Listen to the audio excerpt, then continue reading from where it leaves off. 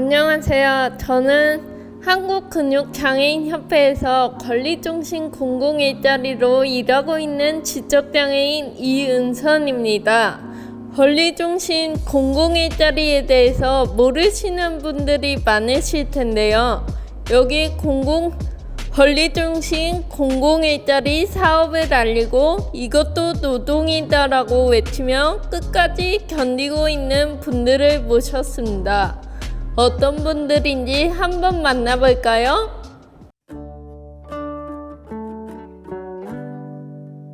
안녕하세요. 저는 인식 개선팀에서 일하고 있는 김은주입니다. 안녕하세요. 저는 공공일자리 사업 장애 인식개선팀에서 일하고 있는 장은희입니다. 네, 안녕하세요. 저 공공일자리 건의공호팀에서 일하는 김미경입니다. 건의공호팀의 탑 에이스 이주환입니다.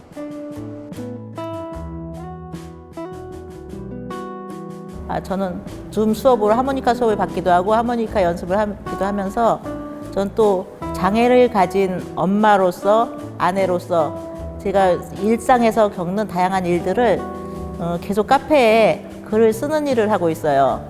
네, 그동안 우리 현장조사라는 게 있어요. 장소조사라고 해서 베프 앱을 활용해서 하는 것이 있었는데 사회적 거리두기가 격상되어왔고 현장에는 못 나가고 재택으로 일하고 있어요.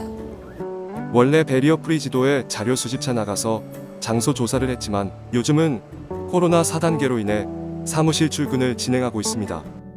요새는 사회적 거리두기로 거의 재택근무 중인데요. 저는 일자리 복지형으로 많은 시간은 일하고 있지 않지만 이 일을 하게 되면서 복지 정보에 더 관심을 가지게 되어서 좋은 정보가 있을 때는 카페에 올리기도 하고요. 근육병의 종류가 많이 있는데 그걸 카드 뉴스로 알기 쉽게 전달해 드릴 수 있는 방법이 어떻게 하면 더 좋을까 해서 항상 생각하다 보니까 늘 직장 생활을 하는 듯한 기분입니다. 네, 저 지체장애 2급입니다. 전 뇌병변 1급입니다. 또 언어장애와 사지마비를 가지고 있고 오른팔만 사용합니다. 저는 근육이 점점 약화되어가는 근육병으로 인해서 20대 때 지체장애인이 되었습니다. 근육병은 계속 진행하는 병이라서 아무래도 근육장애인으로 좀 구분이 필요할 것 같습니다.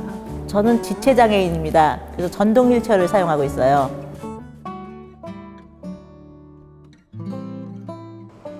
지하철 장소 조사를 할 때 사람들의 시선이 곱지 않아 불편했습니다. 제가 아주 오래전에 근육병을 갖게 되는 초기에는 서빙이라든가 가벼운 파트타임 정도는 해봤는데요. 이제 점점 병이 진행되면서 이제 중증 장애를 입게 되면서 그 당시에는 이제 편의시설도 거의 안 돼 있었고 장애인이 할 수 있는 일에는 한계가 있었는데 지금은 이제 정부에서 보조기구도 많이 지원해 주시고요. 또 장애 특성에 맞게 일을 맡겨주셔가지고 용기를 내서 이 일을 시작할 수 있었습니다. 네, 저는 몸이 약하고 또 통증이 늘 있어서 오래 앉아있지를 못하니까 좀 이렇게 컴퓨터 작업할 때도 어려움이 있는데 그래도 좀 제약을 받게 되니까 그런 부분이 좀 아쉬움이 있습니다. 네네. 되게 두드러진 예로는 이제 일단 장애인이 왔다는 걸로 해서 경계를 해서 그게 어쨌든 제일 큰 어려움이었어요.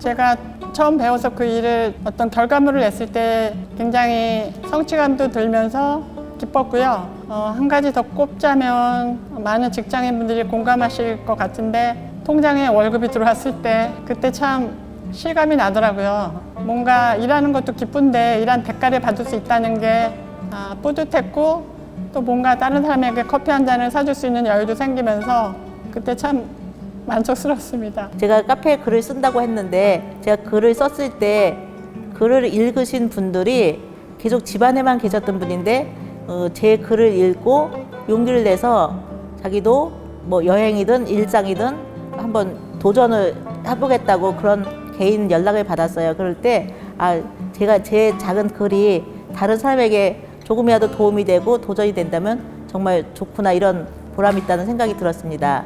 이 일 전에도 일을 조금 하긴 해서 집안에만 있는 건 아니었지만 이번에 배포지도 활동하면서 굉장히 활동 범위가 엄청 넓어졌어요. 짧은 거리로 왕래하던 어떤 그런 거를 넘어서서 이제 서울 전역을, 물론 장콜도 이용하지만 장애인 저상버스라든가 지하철을 이제 많이 활용하면서 서울 구석구석을 다니게 돼서 거의 이제 전체적인 지도는 손안에 있다고 봐도 과언이 아닙니다.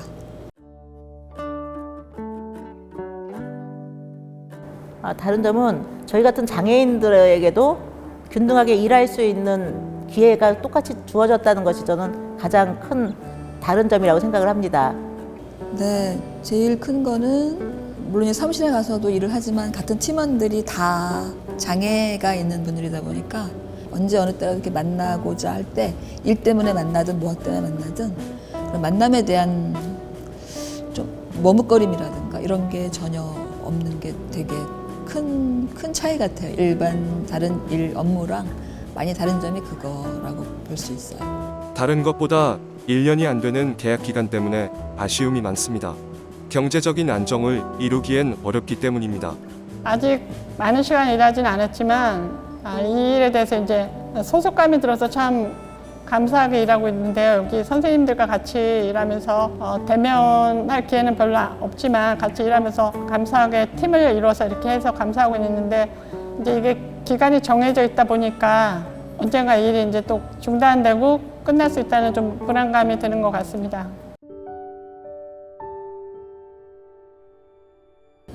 제가 장애가 있음에도 불구하고 이런 장애 복지 분야에 관심이 많기도 했고, 어쨌든 이제 이쪽에 관심을 많이 가진 이유는 제가 일을 해본 결과 이렇게 접촉해본 장애인분들 대다수가 한 80~90%가 어떤 그런 경제적인 상황이 굉장히 좋지 않아요. 굉장히 안 좋아요.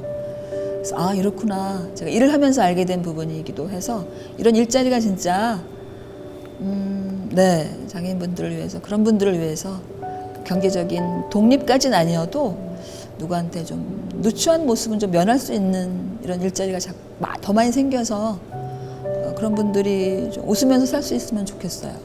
이런 공공 일자리가 더 확대됐으면 좋겠습니다. 이 점은 저만의 문제가 아니고 다른 장애인들에게도 생명과 직결된 문제이기도 합니다.